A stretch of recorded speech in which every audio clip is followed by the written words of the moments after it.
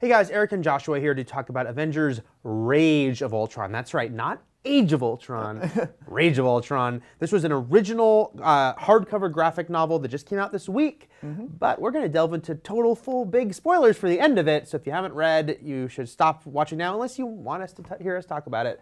Let's go. Let's talk about the ending and what happened, the big change here at the end. Okay, yeah, again, full spoilers, but I'm not going to do the whole story because, I mean, go read it if you want the full story, but, you know, Ultron's back, he's trying to take over the world. The plan to stop him was to have the Vision phase into him so that then they could, you know, shut off Ultron.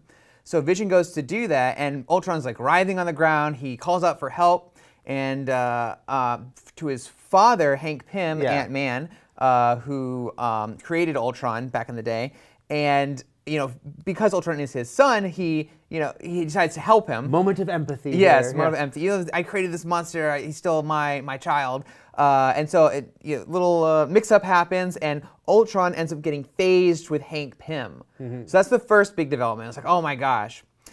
He becomes even more powerful and unstoppable. All the Avengers cannot take him down. And he's Ultron, but he looks a little different. He has these sort of Ant-Man-like antennas. Yes, yes, which is a nice touch. I really like that. So at the end, Star Fox, he uses the power of love, yes, just like in Captain Planet, like heart, to blast Ultron. And Ultron suddenly has this rush of memories from when he was created by Hank Pym, and when Hank Pym first tried to kill him, he rejected him, and he ran away. It was like, oh. Yes. And he was like, oh, what have I become? And he flies off into space.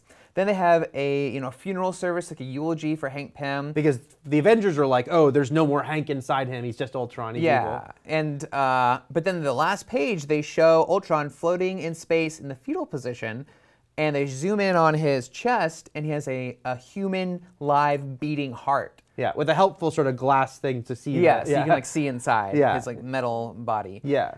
So we've got this big sort of twist here that they've merged together, and now this Ultron Hank amalgam is... I call him Pimtron. Pimtron. Which sounds a lot like Pimptron. Right, but right. The Pimtron is becoming physically, at least partially human. He's got this heart. Yes. What do you think about this whole sort of twist and this new take on what's happening with Hank and Ultron? I actually really like the twist. I don't like that the graphic novel ends on a cliffhanger, because it's like, it's a graphic novel, give me a full story. You can check out my review on the site. It's already up. But I do think it's almost like a Shakespearean twist that, you know, Hank Pym has now become his most nightmarish creation, right? And Ultron has now some humanity in him which was always lacking. And you know, Hank Pym, the man of a million identities, yes. Like Ant-Man, Giant Man, Goliath, Yellow Jacket, Dr. Pym, and the Wasp. So why not now Pimtron? Why not something different? And like you said, I mean, there's been other stories that have touched upon that father-son dynamic between them. There was a great West Coast Avengers story about that, and how any excuse to bring up West Coast Avengers. Any excuse. I'm gonna get that revival, guys, and that movie. Yeah, so I thought that was kind of cool too. But then, of course, the question is, where do they go from here? Like, what would you like to see? Because obviously, this amalgam, this Pimtron, will return. So where do you hope they go with it? It's hard to say. It's even a question, because Marvel has not said when this takes place in the timeline. Right. And the big question of being, does it take place before Secret Wars, or does it take place after Secret Wars? Right. That being like the big summer event that's supposed to change everything forever. Yeah. And my guess is that it's after, even though it's coming out before it. Okay. Because Hank Pym is still alive in the current Avengers comic and like fighting alongside them.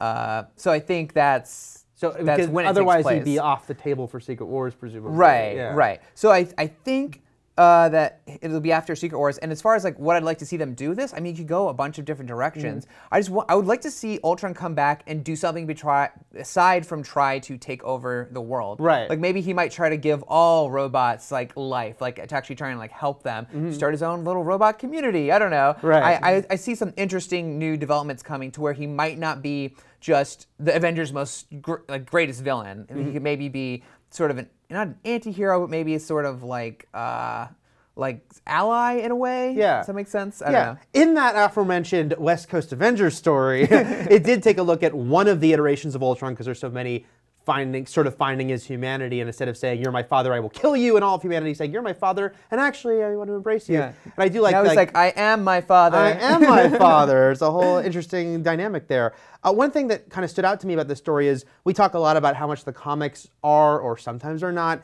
matching the Marvel Cinematic Universe. There's certainly been sort of blatant times they've changed things, Nick Fury kind of being an infamous one, to try to match the movies.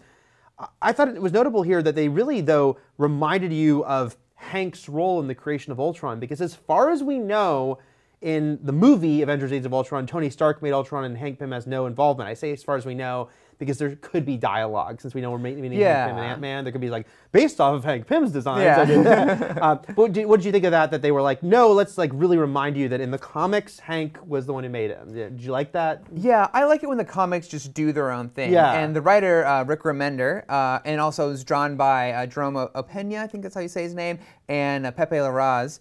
I love it when they just sort of like embrace the continuity. Yeah. This long backstory of, you know, Ultron's history with the Avengers and stuff. At one point we see like an old classic Avengers team back when Beast was on the team. Right. So I love it when they do that, but because they really could have call this Avengers Rage of Ultron, had the exact same cast, you know, with Hulk, Iron Man, Thor, Captain America, Black Widow, Hawkeye, added in the Vision, Scarlet Witch and Quicksilver, and had them fight Ultron and called it a day. But they didn't do that. They did, riff off the name Age of Ultron, Rage of Ultron, but really that's where it ends. And and I will say that I could see this being their way to get Hank Pym out of off the table. So now there's just Ultron and Iron Man, and they could have a story in the future. That I'd like to see. Yeah, same here. Because I think it's always kind of a little foolish if they try to just carbon copy and maybe sort of awkwardly try to shift things to match the movies. I also understand that they're going to start to like reflect them a little more. But